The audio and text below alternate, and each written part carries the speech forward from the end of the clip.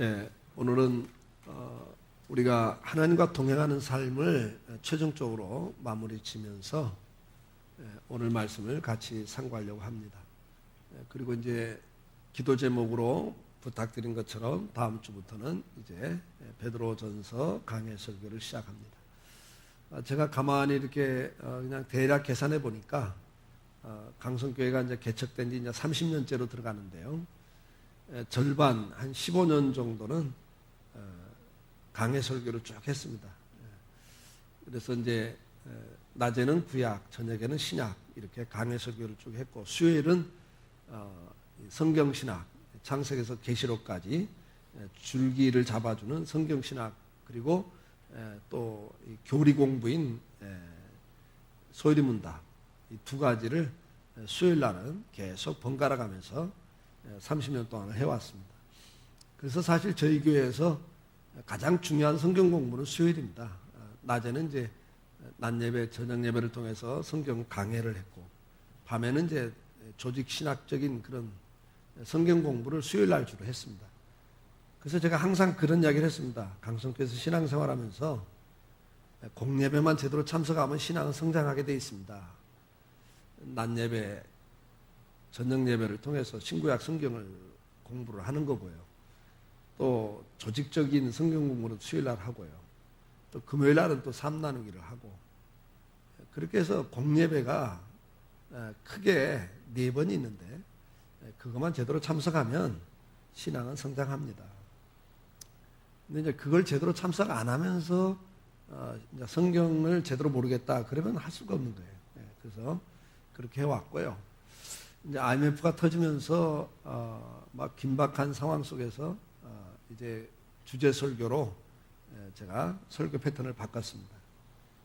그게 이제 98년도부터 그렇게 설교를 했습니다. 또 가만히 계산 보니까 한 15년. 그래서 절반은 강해 설교했고 절반은 이제 주제 설교를 해왔습니다. 주제 설교를 하면서도 강해 설교하던 그 버릇이 있어가지고 시리즈 설교를 많이 했던 것 같습니다. 작년에도 그랬고 금년에도 그랬고 계속 시리즈 설교를 하는 것이 그 패턴이 강해 설교 패턴이죠. 다시 이제 30년째 들어오면서 강해 설교를 다시 시작하려고 합니다. 여러분들이 기도를 좀 많이 해주시고요. 그래서 우리가 성경을 한 절 한 절 좀 더 깊이 있게 들여다보면서 말씀을 나누는 게 강해 설교인데요. 이제 주제 설교는 본문에 있는 전체적인 내용을 한 가지 주제로 이렇게 정리를 해서 설교를 하는 편이고요. 강해 설교는 이제 한 절 한 절을 이렇게 깊이 좀 들여다보는 설교니까 성경을 좀 깊이 보는 의미는 있습니다. 그런 측면에서 여러분들도 이제 다음 주에 설교 나가기 전에 베드로전서를 한번 쭉 읽어보시면서 미리 묵상하시면 좋겠고요. 다음 주 본문은 베드로전서 1장 1절로 2절 2절입니다. 그러니까 여러분들이 가서 읽으시면서 이 말씀의 의미가 뭔가, 이 말씀 속에서 우리가 깨달을 게 뭔가 한번 미리 묵상해 보시고, 그 다음에 이제 목사가 설교할 때 나는 이렇게 봤는데 이 본문에서는 이런 부분이 있구나, 이렇게 봐야 될 부분도 있구나, 이렇게 확인해 가면서 성경을 보는 관점이 더 넓어지고 더 깊어지고 더 정확해질 수 있습니다. 그래서 목사의 설교는 여러분들이 평소에 개인적으로 성경을 묵상한 그것을 컨펌하는 거다. 내가 이렇게 봤는데 내가 좀 잘못 본 게 있었구나, 이건 내가 좀 제대로 봤구나, 이렇게 자꾸 확인해 가면서 자기가 성경을 보는 관점을 더 정확하게 깊게 만들어가는 것이 설교입니다. 그래서 여러분들이 그냥 설교만 들으면 그렇구나, 그렇게 끝나요. 근데 미리 그 본문을 여러분들이 미리 묵상해 보신 다음에 목사의 설교를 들으면서 확인을 하셔야 됩니다. 그래서 성경을 보는 관점이 잘못된 부분도 체크를 하셔야 되고, 이렇게 보는 게 바르게 보는 거구나, 제대로 봤구나, 이렇게 확인하면서 더 자신감을 갖고 성경을 혼자서 묵상할 수 있는 그런 자리로 가는 겁니다. 그래서 신학을 전공한 목사의 설교를 들으면서 확인하는 거다, 컨펌하는 거다. 평소에 개인적 묵상이 없이는 불가능한 이야기죠. 그래서 본문도 이제 강해 설교는 본문이 미리 나가는 거니까 이제 앞으로는 베드로전서 여러분들 그냥 짬날 때마다 미리 읽어보시고 특히 1절, 2절을 읽으시면서 미리 묵상해 보시고 은혜를 받으시고 그리고 다음 주일날 또 한번 확인할 수 있는 그런 시간들을 갖기를 바랍니다. 자, 오늘은 이제 우리가 주님과 동행하는 삶을 이제 총 결산하면서 우리가 주님과 동행하는 삶을 살 때 대화가 중요하다. 대화 중에 경청이 중요하다. 그래서 하나님 말씀을 잘 듣는 게 중요하다. 그 다음에 진솔한 대화는 내 속에 있는 걸 솔직하게 드러내는 거다. 그래서 이제 그게 진실한 고백이 있는 내 속에 있는 모든 누구에게도 말할 수 없는 걸 그분 앞에 와서는 내어놓고 말씀을 드릴 수 있는 기도 생활, 고백이 중요하다. 그래서 항상 듣기만 하고 자기 속마음은 말을 안 하면 그 사람과는 진정한 교제가 이룰 수 없잖아요. 그렇죠? 우리가 사람 관계에서도 항상 자기 속 이야기는 안 꺼내고 내 말만 들어. 그러면 그 사람과 대화가 안 되는 거예요. 그 사람 만나면 두렵죠. 이러다 나중에 무슨 소리 하려고 이렇게 자기 속마음을 표현을 안 하나. 이 진정한 교제가 이루어질 수 없습니다.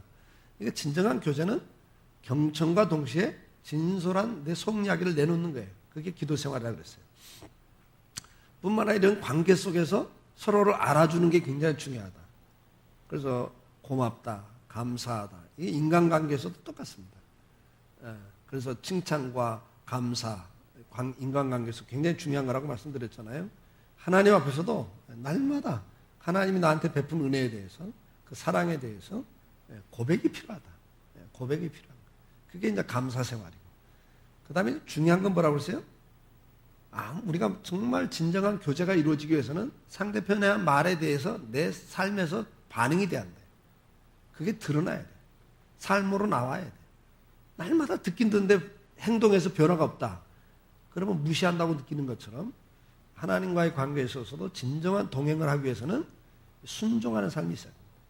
하나님 말씀을 잘 깨달은 다음에는 그것에 대해서 내 삶에 적용이 되는, 그래서 삶으로 이렇게 변화를 주는, 그럴 때 진정한 교제가 이루어지는 거예요. 근데 이런 교제 생활을 하는 데 있어서 사탄은 우리가 이 교제 생활을 하지 못하도록 방해를 해요. 하나님과 우리가 깊이 교제를 하면 할수록 더 깊은 은혜를 체험하게 되고 하나님의 임재를 체험하면서 더 큰 믿음으로 가거든요. 마귀는 이걸 갖가지 방법으로 막습니다. 근데 이 마귀가 우리가 하나님과 교제하는 삶을 방해하는 데 있어서 가장 강력하게 쓰는 무기가 뭐냐? 두려움이란 말이에요. 두려움을 줘요. 오늘 본문에 보면 하나님께서 두려워하지 말라는 단어를 계속 반복적으로 씁니다. 이스라엘 백성들이 실제로 하나님을 배신하고 하나님 앞에 불순종할 때마다 보면 우리가 이제 지난주에도 아브라함의 그 믿음에 대해서 봤잖아요. 갈등이 생긴다고요. 그 갈등의 결과가 뭐죠? 두려움이라고요. 두려움이 생길 때 순종을 못해요. 오늘 우리는 많은 두려움을 갖고 삽니다. 그리고 그 두려움이 나를 사로잡으면, 근심과 걱정이 나를 사로잡으면 하나님 말씀대로 순종할 수가 없어요. 가라지 비유에서 그렇게 말씀하잖아요. 씨 뿌리는 비유에서. 씨앗이 가시덤불에 떨어지면 싹은 나지만 금방 그 가시 덩굴 때문에 햇볕을 못 봐서 말라 비틀어지는 것처럼. 우리 그 잔실에도 바깥에 보면 그렇잖아요. 옛날엔 그 밑에가 잔디가 다 있었고, 철쭉이 다 화단에 똑같이 심어놨어요. 근데 그 단풍나무가 이제 커가지고 막 큰 숲을 잃어버리니까 밑에 잔디가 다 죽어버렸어요. 이 큰 단풍나무 밑에는 철쭉은 다 죽잖아요. 마찬가지죠. 근데 그 가시던 불을 뭐라고 말씀하죠? 세상의 재물에 대한 염려와 근심이다. 물질에 대한 염려와 근심이 있으면 말씀이 들어오질 못해요. 들어왔다가도 아멘 했다가도 나가면서 벌써 그거 어떻게 해결하지? 그 돈 문제 어떻게 하지? 그러면서 그 말씀이 뿌리를 못 내리고 말라 비틀어진단 말이에요. 우리는 살아가면서 많은 두려움을 갖습니다. 요즘 현대인들에게 가장 많은 두려움이 뭡니까? 질병에 대한 두려움이죠. 어디가 조금만 아프면 암인가? 왜요? 우리 주변에 암이 많으니까. 조금만 이상했으면 이것도 암인가? 항상 건강에 대한 노이로제가 있습니다. 질병에 대한 두려움이 있습니다. 경제적 기근에 대한 두려움은 인류 역사에서 벗어난 역사가 없습니다. 죄가 들어온 다음에 가시와 엉겅퀴가 나게 돼 있어요. 땀 흘려 일해도 수관대로 다 거두지 못하는 게 타락한 다음 에덴 동산에 쫓겨난 다음에 인간의 모습입니다. 경제적 기근의 문제를 해결한 역사가 없습니다. 경제적인 기근에 대한, 돈에 대한 두려움은 우리에게 항상 있습니다. 요즘에는 이제 이 노후에 대한 두려움, 이것이 또 사람들을 다 지배하고 있습니다. 우리에게는 관계에 대한 두려움도 있습니다. 갈등이 생길까에 대한 두려움, 배신에 대한 두려움, 버림받음에 대한 두려움, 소외당함에 대한 두려움. 요즘 한국 사회는 또 이혼에 대한 두려움도 많죠. 또 남자들은 또 황혼 이혼에 대한 두려움도 점점 많아지고 있습니다. 아이들은 부모가 언제 헤어질지 모르는에 대한 두려움. 말할 수 없습니다, 여러분. 그건 애들이 다 알거든요. 부모가 싸우는 걸 보면 불안한 거예요.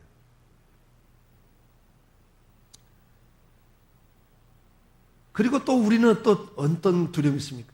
걸핏 하면 불바다 소리가 나오는 전쟁에 대한 두려움이 우리는 있습니다. 개인적으로는 죽음에 대한 두려움도 있습니다. 참 이루 말할 수 없는 두려움이 우리의 삶을 지배하고 있습니다. 여러분들은 지금 어떤 두려움을 가지고 있습니까? 여러분 마음속에 근심과 걱정을 주고 정말 스트레스를 주는 두려움이 어떤 두려움이 있습니까? 어떻게 먹고 살까? 큰일 났다 이게. 경제적인 두려움도 아주 강력한 두려움이죠. 이런 두려움 속에 사는 우리들을 향해서 주님과 동행한다고 하면서도 두려움이 있어요. 이스라엘 백성들이 출애굽을 합니다. 그 출애굽 과정 속에서 얼마나 반복적으로 그들이 두려워하면서 원망 불평을 하고 하나님을 배신하고 불순종을 합니다. 출애굽기의 역사는, 민수기의 역사는 그 역사입니다. 반복적으로. 그래서 성경에는 신구약 성경을 망라하고 성경에는 하나님께서 직접 어느 때는 그의 선지자들과 사도들을 통해서 예수님이 직접 말씀을 하시면서 두려워하지 말라는 말씀을 정말 수도 없이 많이 하고 계세요. 무서워하지 말라, 두려워하지 말라, 또 혹은 두려워하지 말라, 낙심하지 말라, 두려워하지 말며 겁내지 말라, 근심도 하지 말고 두려워하지도 말라, 삼가 조용하라, 두려워하지 말고 조용히 기다려라, 낙심하지 말라. 이런 단어들은 수없이 성경에 반복적으로 이야기합니다. 수없이 성경에. 오늘 본문에도 두려워하지 말라는 단어를 그 짧은 구절 속에도 반복적으로 계속 사용하고 있습니다. 우리가 하나님과 동행하는 삶을 살 때, 순종하는 삶을 살려고 할 때, 감사하는 삶을 살려고 할 때, 말씀 생활과 기도 생활을 하려고 할 때 그것을 방해하는 것이 뭐냐? 염려와 근심과 걱정으로 오는 두려움들입니다. 그것에 사로잡히면 주의 음성이 귀에 안 들어와요. 보이질 않습니다. 하나님은 온데간데가 없고 그것이 나를 사로잡으면 그때부터는 뭐가 나와요? 원망과 불평이 나옵니다. 그리고 불순종의 길을 가요. 오늘 이런 상황 속에서 하나님 우리에게 분명히 말씀합니다. 두려워하지 마라. 두려워하지 마라. 오늘 본문에 뭐라고 말씀합니까? 두려워하지 마라. 근데 그냥 두려워하지 말라고 하는 게 아니에요. 이유가 있어요. 이유를 설명하면서 두려워하지 말라. 그렇게 말씀을 합니다. 오늘 본문에 보니까 주님이 8절에 나의 종 너 이스라엘아, 내가 택한 야곱아, 나의 벗 아브라함의 자손아, 그렇게 말씀을 합니다.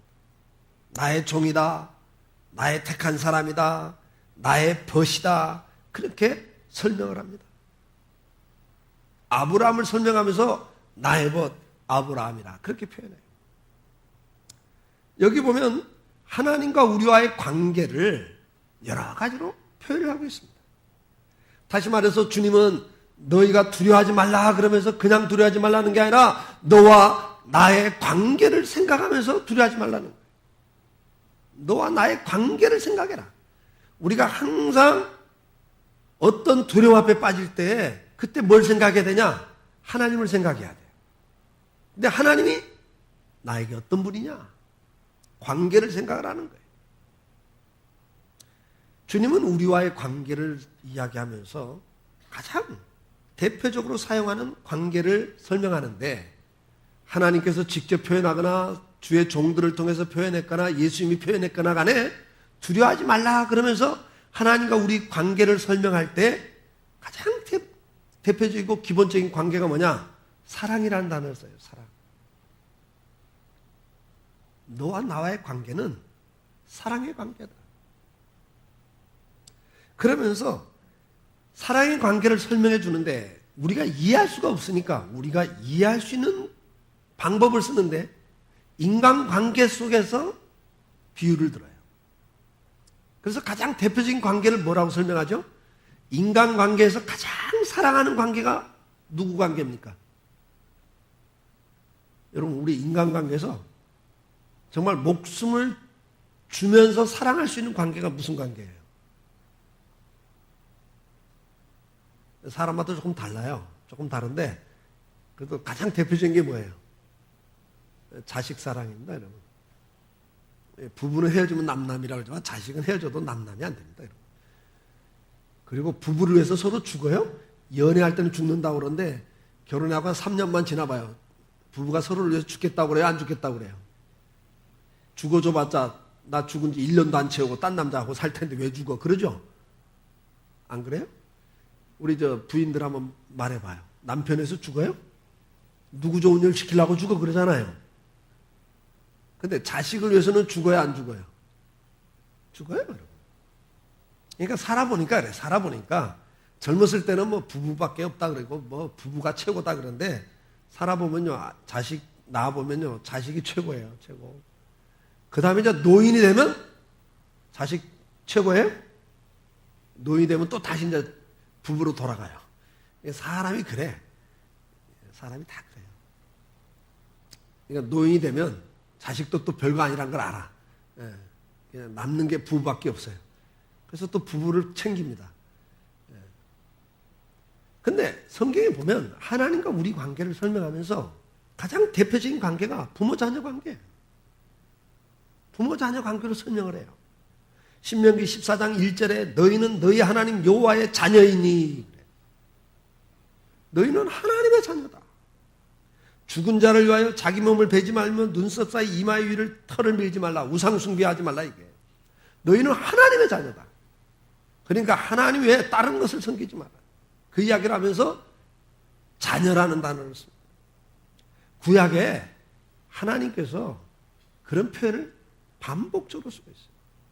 요한복음 1장 12절에도 영접하는 자 곧 그 이름을 믿는 자들에게는 하나님의 자녀가 되는 권세를 주셨으니 고린도후서 6장 18절 너희에게 아버지가 되고 너희는 내게 자녀가 되리라 전능하신 주의 말씀이니라 하셨느니라. 하나님이 우리에게 뭐라고 그래요? 나는 너의 부모가 되겠다. 너의 아버지가 되겠다. 너는 내 자녀다. 시편 103편 13절 아버지가 자식을 긍휼히 여긴 같이 여호와께서는 자기를 경외하는 자를 긍휼히 여기시나니. 하나님께서는 우리와의 관계를 자녀 관계로 묘사하십니다. 뿐만 아니라 이사야 54장 4절 5절에 보면 두려워하지 말라. 네가 수치를 당하지 아니하리라. 놀라지 말라.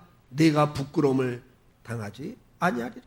내가 젊었을 때 수치를 잊겠고 과부 때의 치욕을 다시 기억함이 없으리니 이는 너를 지으신 이가 내 남편이라. 여러분 보세요. 하나님이 부모 자식 지간으로 우리 관계를 설명하고 이번에 또 누구 관계를 설명을 해요? 부부 관계를 설명해요. 하나님이 남편이래요.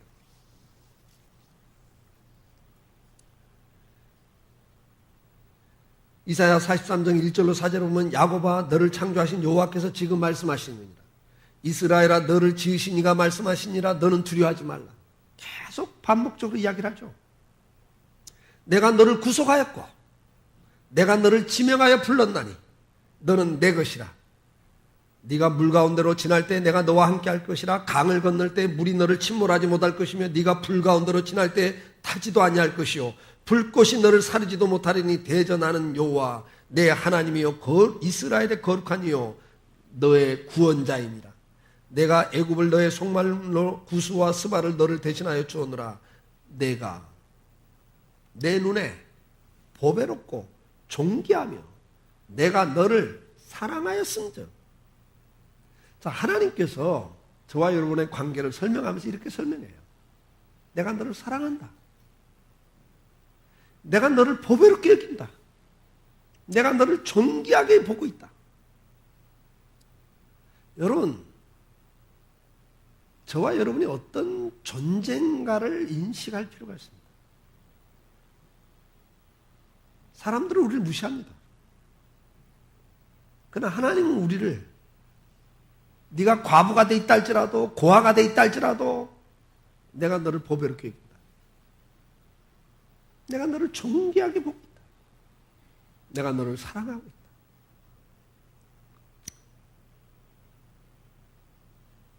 창세기 15장 1절에 보면 그 이후에 여호와의 말씀이 환상 중에 아브라함에게 임하여 이르시되 아브라함아 두려워하지 말라. 나는 너의 방패요 너의 지극히 큰 상급이리라.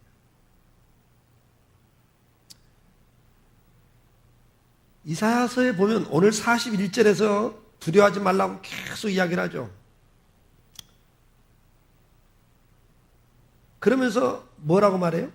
너는 내 벗이다, 종이다, 택한 자다 이렇게 말해요. 그러면서 9절에 뭐라고 그래요? 너를 붙들며 땅 모퉁에서 너를 부르고 내게 이르기를 너는 나의 종이라. 내가 너를 택하고 실어버리지 아니하였다. 그렇게 해요.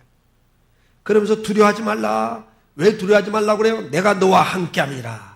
10절에 놀라지 말라. 나는 너의 하나님이 됨이라. 내가 너를 굳세게 하리라. 참으로 너를 도와주리라. 참으로 나의 의로운 손으로 너를 붙들리라.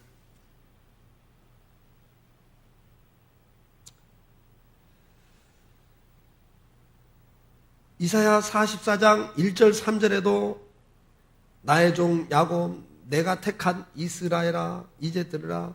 너를 만들고 너를 모태에서부터 지어낸 너를 도와줄 여호와가 이같이 말하노라. 자, 하나님과 우리 관계를 계속 반복적으로 성경은 이야기하는데 뭐라고 그래요? 내가 너를 모태에서부터 너를 만들었다. 나를 만드신 이가 하나님이시라.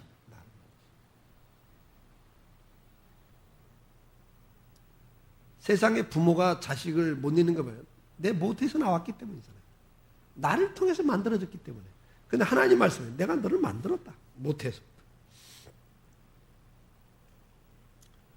그러면서 뭐라고 말씀해요? 너를 도와줄 여호와가 이같이 말하노라. 나의 종 야곱 나의 택한 여수르나 두려워하지 말라. 나는 목마른 자에게 물을 주며 마른 땅에 시내가 흐르게 하며 나의 영을 내 자손에게 나의 복을 내 후손에게 부어주리니.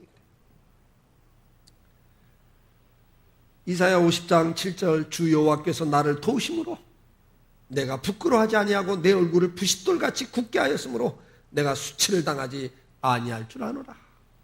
이게 성도의 고백이었습니다. 사랑하는 성도 여러분, 오늘 우리가 먼저 기억해야 될 건 뭡니까? 하나님과의 관계를 생각하면서 두려워하지 말라는 거예요.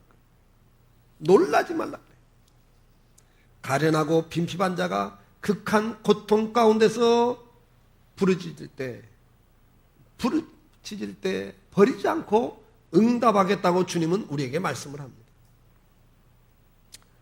신명기 1장 29절 33절에 보면 내가 너희에게 말하기를 그들을 무서워하지 말라 두려워하지 말라.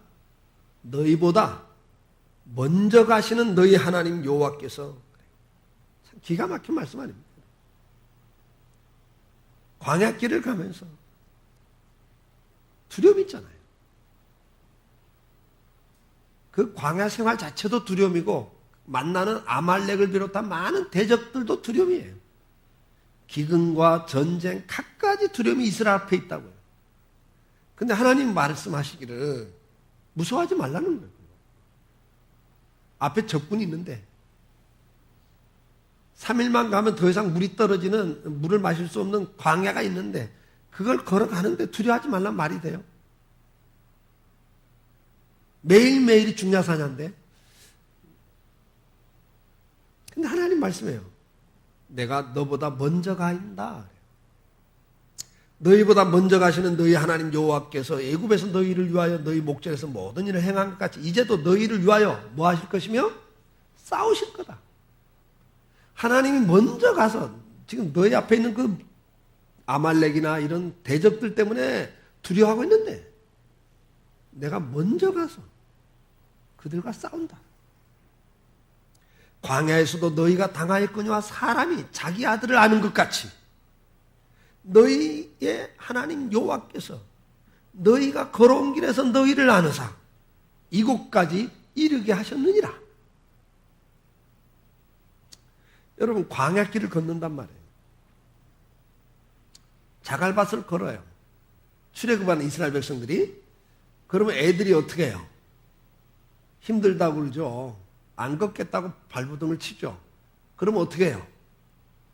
그럼요, 부모가 다 그거 안고 업고 광야길 걷는 거예요. 야, 너희가 광야길 걸으면서 너희 자식들 발 아프다고 안 건다고 힘들다고 투정할 때 네가 안고 걷지 않았냐? 내가 너희를 그렇게 해서 여기까지 인도하지 않았냐?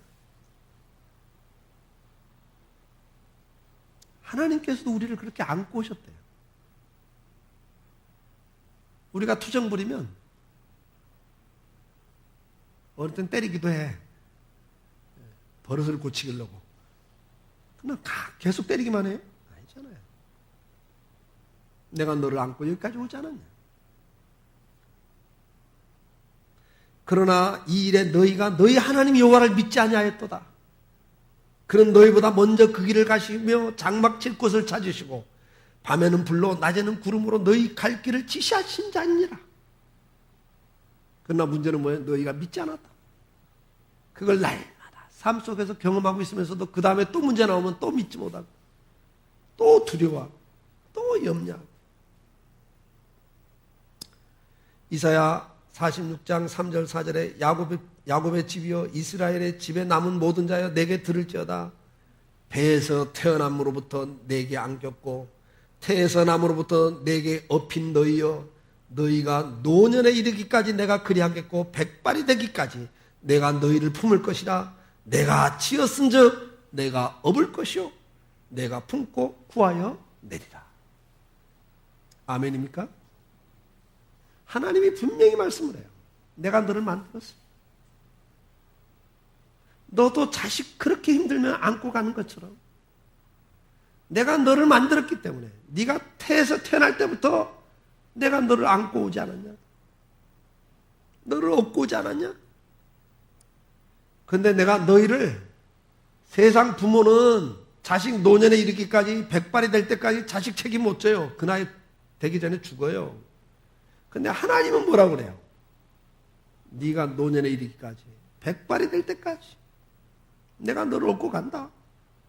내가 너 책임진다 그 말 아니에요. 세상 부모는 자식 책임 못 져요. 그렇잖아요? 근데 하나님은 말씀을 해요. 나는 네가 죽을 때까지 너를 책임진다. 이 하나님을 기억하라는 거예요. 이 하나님. 이사야 49장 14절 17절에는 오직 시온에 이르기를 여호와께서 나를 버리시며 주께서 나를 잊으셨다 하였거니와. 우리는 걸핏하면 하나님이 안 도와주신다. 하나님이 안 계신 것 같다고.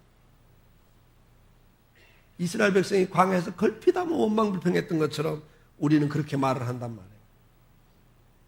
그런데 거기에 대해서 주님이 이렇게 말해요. 너희는 여호와께서 나를 버리시고 주께서 나를 잊으셨다 했거니와 여인이 어찌 그 젖먹는 자식을 잊겠으며 자기 태에서 난 아들을 긍휼히 여기지 않겠느냐. 그들은 혹시 잊을지라도 나는 너를 잊지 아니할 것이라. 내가 너를 내 손바닥에 새겼고 너의 성벽이 항상 내 앞에 있나니 내 자녀들은 빨리 걸으며 너를 헐며 너를 황폐케 하던 자들은 너를 떠나가리라. 여러분, 주님이 지금 우리와의 관계를 계속 성경에서 이렇게 설명합니다. 부모 자식으로 설명을 하면서 이렇게 해요. 야, 세상에 어떤 부모가 자식 버리냐? 근데 그 부모와 자녀, 어머니와 자녀와의 관계에 있을 때도 제일 못 버리는 때가 어느 때예요? 정말 힘들면 버리죠. 버릴 때도 있어요. 근데 진짜 못 버릴 때는 젖먹일 때잖아요. 어느 저 젖을 띈 다음에 남의 집 앞에 갖다 놓고 뭐 이러지 젖도 안 대놓고 그런 부모는 별로 없습니다. 이게 좀 그런 관계. 부모가 자식을 버릴 수도 있어요. 그러나 정말 못 버릴 때 그때 상태를 지금 주님이 설명을 해요. 어째 젖먹는 여인이, 젖먹이는 아이를 둔 여인이 그 아이를 잊겠냐? 젖만 불어도 생각나잖아요. 하나님이 지금 우리의 관계를 그렇게 설명을 해요. 그런데 그런 어머니도 자식을 버릴 수 있다. 잊어버릴 수 있다. 그런데 여호와는 잊어버리지 않는다. 어느 정도 잊어버리지 않는다 그래요? 손바닥에 새겼대요. 내가 너를 손바닥에 새겨놨다. 우리 어디 갈 때 뭐 안 잊어버리면 여기다 적어갖고 가잖아요. 손바닥에 적어갖고 심부름 보내잖아요. 기억하겠다는 거예요.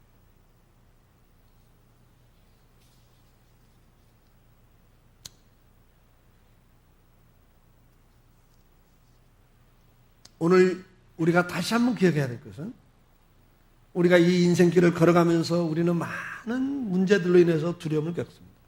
염려와 근심과 걱정을 갖고 삽니다. 그리고 그것에 사로잡히면 결국은 원망과 불평과 회의와 좌절이 생기면서 불순종의 길로 가게 되어 있습니다. 우리가 하나님과 동행하는 삶을 사는 데 있어서 가장 중요한 게 이 두려움을 극복하는 건데 그때마다 우리는 뭘 생각해야 되느냐? 하나님과 나와의 관계를 생각하셔야 됩니다. 주님은 구구절절히 그 말씀을 합니다.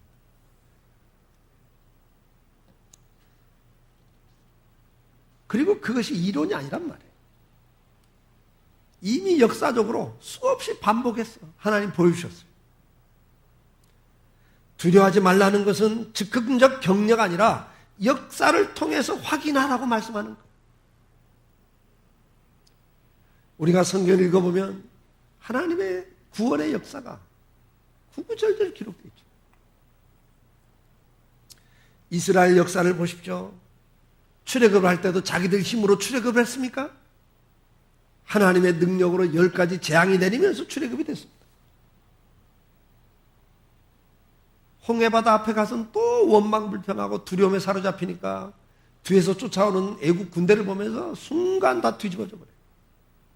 또 원망불평하고 난리가 납니다. 홍해바다 갈라지는 기적을 보고 그걸 건너요 춤추고 난리가 났습니다. 살아계신 하나님을 본 거예요. 그때만 봐서 10가지 재앙 낼 때 다 봤다고요. 근데도 또 막상 바다 앞에 가서 길 막히니까 또 난리가 나는 거예요.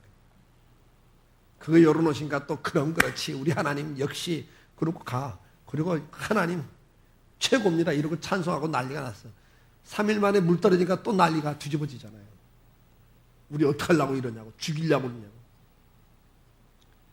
죽일 것 같으면 거기 놔두지 뭐 노예생활하면서 다 죽을 판인데. 하여튼 인생이 그래요. 사람이 그래요. 홍해바다 앞에서도 뭐라 그래요? 너희는 가만히 있어서 나 여호와가 너희를 어떻게 구원하는가 보라 그래놓고 홍해 길을 내시거든요.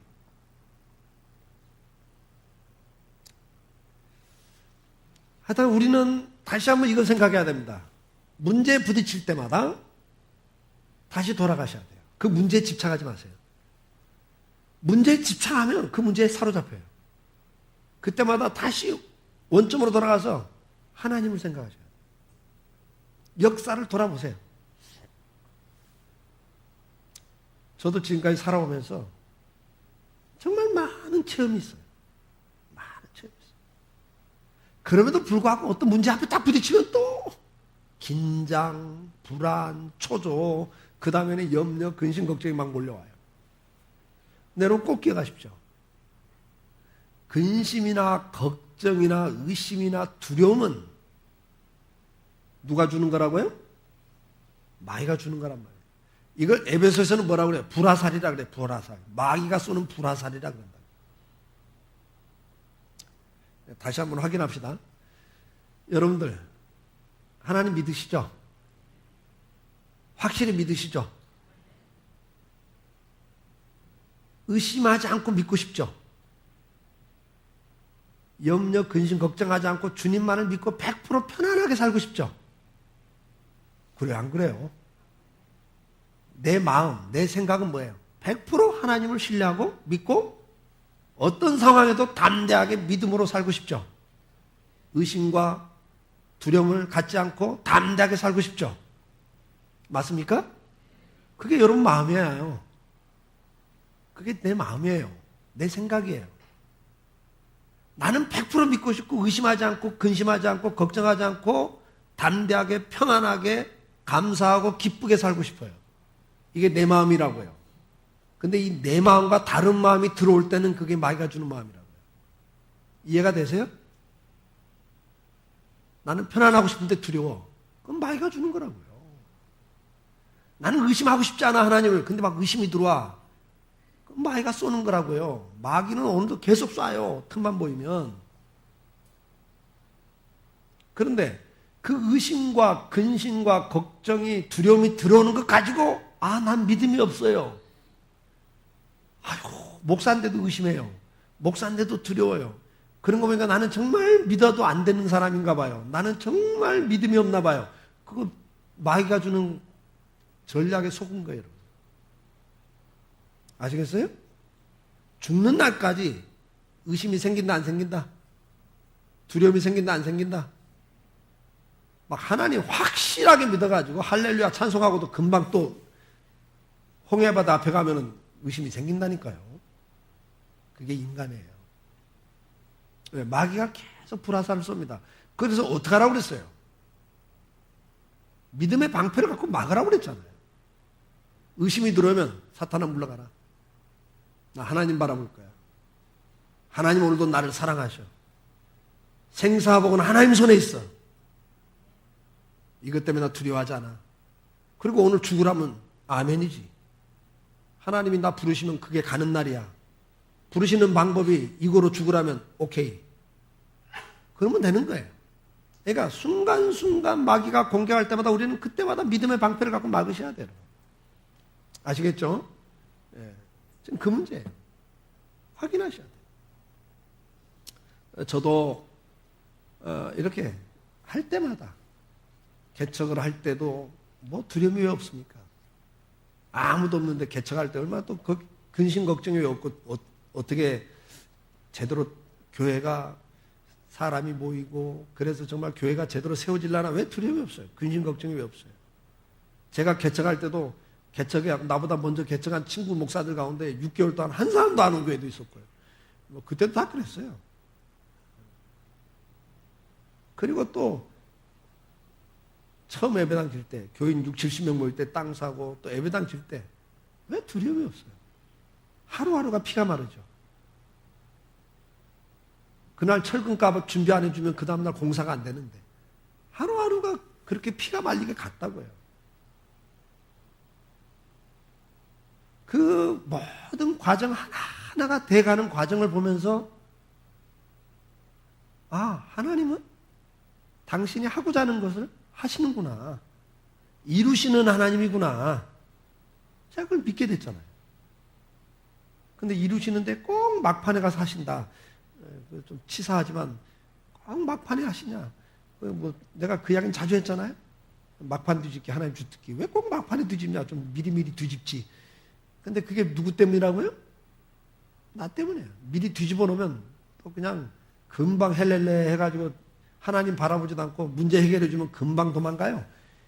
치사한 게 인간이에요. 하나님이 치사해서 막판 뒤집게 하는 게 아니라 누가 치사해서? 내가 치사하더라고. 문제 해결해주면 막 문제 해결되기 전까지만 해도 쭉 막 이래. 근데 지금도 그래. 저도 지금도. 제가 몇 주 전까지만, 한 2주 전까지만 피를 말렸어요. 새벽 1시, 2시에도 눈 뜨면 앉아서 기도해서 주여 어떡하려고 하냐고, 주여 어떡하려고. 그냥 그런 문제가 있었어요. 문제 해결 딱 되고 나니까 2시에 눈 뜨면 주여가 아니고 더 자야 되는데 이러고 있더라고요. 인간 별 수 없어요. 인간 별 수 없어요. 아직도 그래. 아직도. 해결되면 뭐 그때 그 긴장감, 간절함 다 없어집니다. 더 자야 되는데 하고 또 잠 더 자려고 애를 써요. 문제 있을 때는 2시에 깨면 기도하라고 하는가 보다 주여 그런다고요. 하나님 치사해서 아니라 누가 치사해서? 우리가 치사해서 그런 거예요. 우리 말 있잖아요. 갈 때하고 올 때 다르다고. 어디 갈 때하고 화장실 갈 때하고 올 때 다르다고. 사람이 다 그래요. 그래서 그걸 아니까 하나님이 계속 낚싯밥 던져놓고 끌고 가시는 거예요. 그러나 중요한 건 뭐냐? 하나님께서 함께 하시고 역사하시고 나보다 먼저 가고 계시고 나보다 먼저 싸우시고 나를 백발이 될 때까지 품으시고 내가 어느 때는 가기 힘들다고 투정 부리면 안고 가시겠다는 거예요. 안고 가시겠다.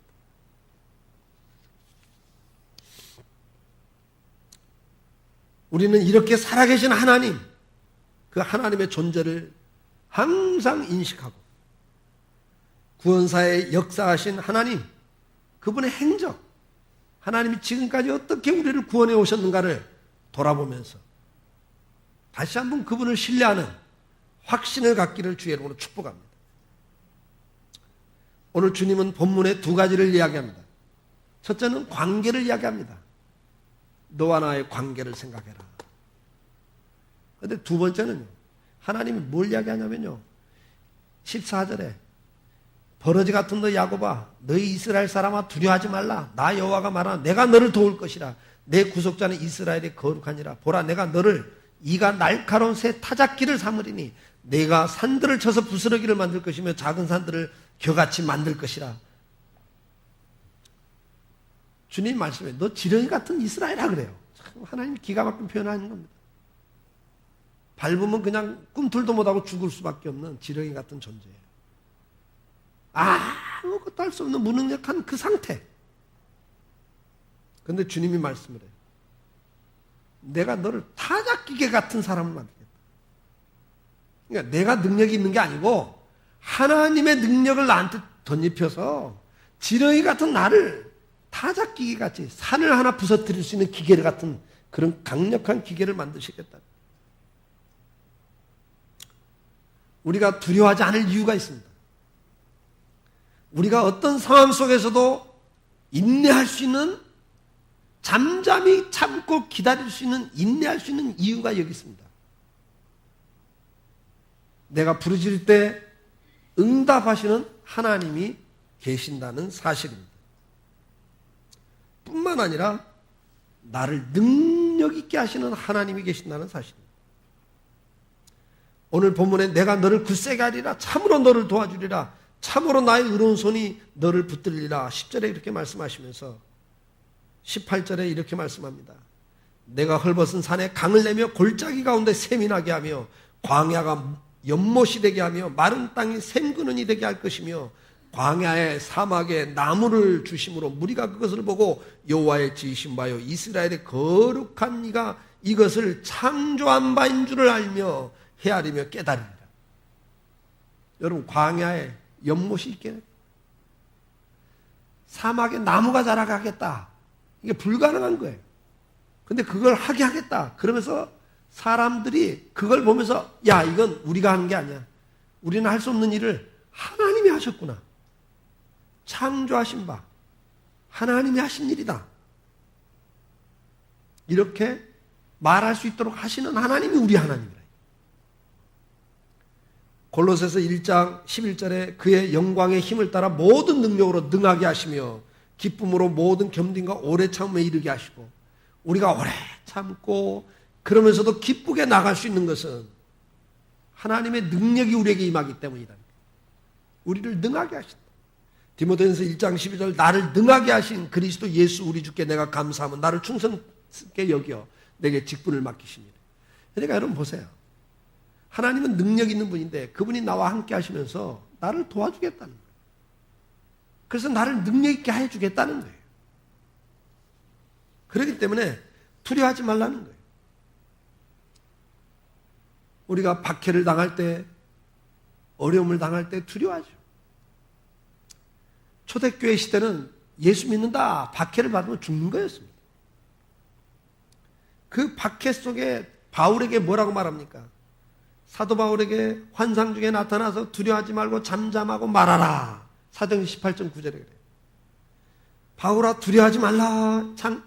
사도행전 27장 24절에 말해요. 그러니까 바울도 가는 곳마다 생명의 위협을 당했어요. 매를 맞고 감옥에 갇히고 생명의 위협을 당하고 강의 위협을 당하고 태풍의 위협을 당하고, 그럴 때 주님이 바울에게 뭐라고 그래요? 너 두려워하지 말라. 생사복이 누구 손에 있다? 내 손에 있다. 사람들이 너 아무리 죽이려고 해도 내가 오케이 사인 떨어지지 않으면 안 된다. 뭐 아무리 태풍을 만나고 배가 깨져나가도 너 죽는 거 아니야. 믿습니까?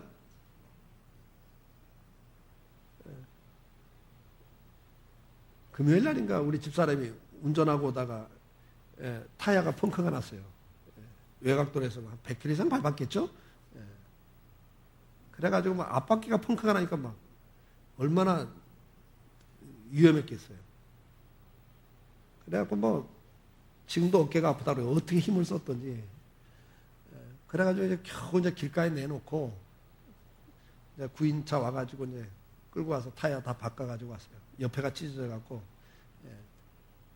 그러면서 이제 그 사고 나고 바로 전화를 했더라고요.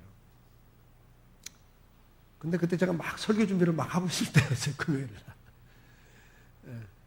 그래서 제가 빨리 보험회사 연락하라고.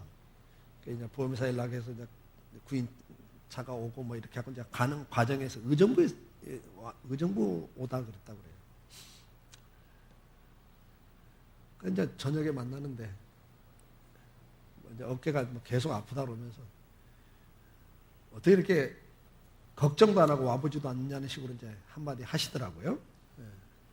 그래서 내가 그랬죠. 뭘 걱정을 하십니까? 생명은 하나님 손에 있는데.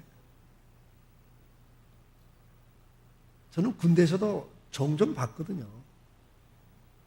저는 운전교육대에 근무를 했거든요. 행정부에. 운전교육을 시키는데요. 강원도 산길에서 운전교육 시키거든요. 운전교육병들 이제 군대 운전교육병 만드는 학교거든요. 반바퀴가 딱 굴렀는데도 죽어요, 사람이. 가다가 이렇게 웅덩이에 이렇게 바퀴 하나가 빠지면서 이렇게 반바퀴가 딱 전복되면서 거기 사람이 죽어요. 근데 낭떠러지에서 운전병이 미숙으로 브레이크 반당에 못 받아고 엑셀 밟으면 그냥 낭떠러지 떨어졌는데 50m 낭떠러지 떨어져서 차가 다 파괴되면서 완파라 그래, 그거. 반파, 완파. 근데 일주일 입원했다 나와요. 멀쩡해요. 저는 그런 걸 반복적으로 보면서 더 확신했어요. 생명은 누구 손에 있다?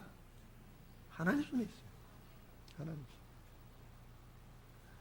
여러분, 항상 하나님의 인도하심이 있잖아요. 마태복음 10장 28절에 이렇게 말씀을 해요. 같이 읽어볼까요? 몸은 죽여도 영혼을 능히 죽이지 못하는 자를 두려워하지 말고 오직 몸과 영혼을 능히 지옥에 멸하는 두려워해요. 몸은 죽이는 게 사람이에요. 그 사람 두려워하지 말고 몸과 영혼을 함께 멸할 수 있는 하나님을 두려워해라. 그런데 그 몸 죽이는 사람 두려워하지 말라 이게. 내 육체의 생명을 해할 수 있는 사람을 두려워하지 말래요. 왜? 아니 죽는데요. 30절에 이렇게 이야기해요. 28절에 이렇게 말씀. 30절 같이 읽어볼까요? 너희에게는 머리털까지 다 세신 바 되었나니 두려워하지 말라. 너희는 많은 참새보다 귀하니라. 참새 한 마리의 생명도 하나님이 주관하시는데 너희 생명을 누가 주관하신다고요? 하나님이 주관하신대요. 사람이 너 죽여본다고 죽는 게 아니라는 거예요.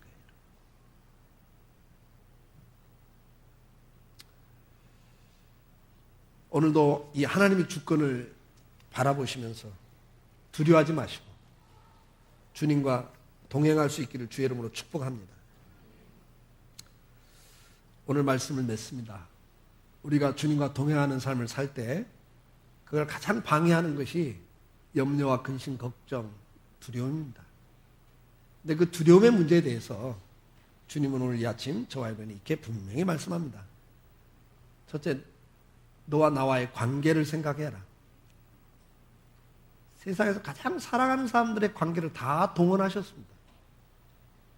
부모 자녀 간의, 부부 간의 관계, 친구 간의 벗이라는 관계, 우정을 위해서도 목숨 줄 수 있잖아요. 그런 관계를 다 이야기합니다. 그러면서 끝까지 내가 너를 책임지겠다. 내가 너보다 항상 앞서가고 있고 너를 대신해 싸우고 있고 네가 정말 힘들어서 못 움직일 땐 내가 너를 안고 갈 거다. 네가 못해서 나올 때부터 내가 너를 지었기 때문에 언제까지? 노년에 이르기까지. 세상 부모도 너를 버린다 할지라도 부부간에도 너를 버린다 할지라도 배신한다 할지라도 친구는 너를 배신한다 할지라도 나는 너를 배신하지 않겠다. 너를 버리지 않겠다. 잊지 않겠다. 그리고 역사적으로도 그분은 지금까지 우리에게 그렇게 해오셨습니다. 제 인생길에도 하나님은 항상 그렇게 함께 오셨습니다. 정말 더 좋은 길로 인도해 오셨습니다. 오늘도 그 사실을 기억하십시오. 그리고 그분은 나를 능하게 하실 수 있는 분입니다. 환경을 변화시킬 수 있는 분입니다. 홍해바다를 가를 수 있는 분이고 광야에 길을 낼 수 있는 분이고 만나를 주실 수 있는 분이고 광야에서 물이 솟게 할 수 있는 분이다. 오늘도 내가 해결할 수 없는 문제 그분은 해결할 수 있는 분입니다. 오늘 그분을 바라보시면서 두려워하지 마시고 이 믿음의 길을 걸어갈 수 있기를 주의 이름으로 축복합니다. 다 같이 일어나셔서 찬송합시다.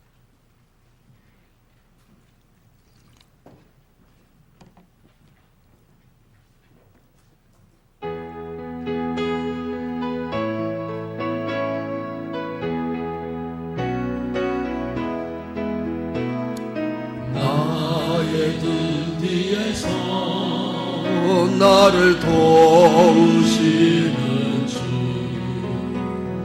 나의 인생길에서 지치고 고나요 매일처럼 주저앉고 싶을 때 나를 밀어주시네.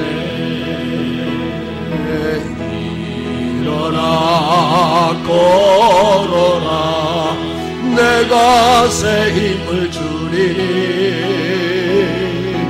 일어나 너 걸어라 내 너를 도우기 위해서 나의 등 뒤에서 나를 도우시는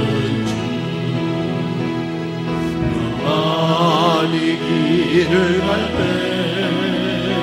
보이지 않아도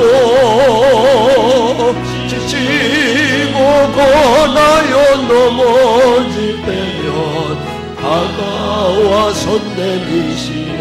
아멘.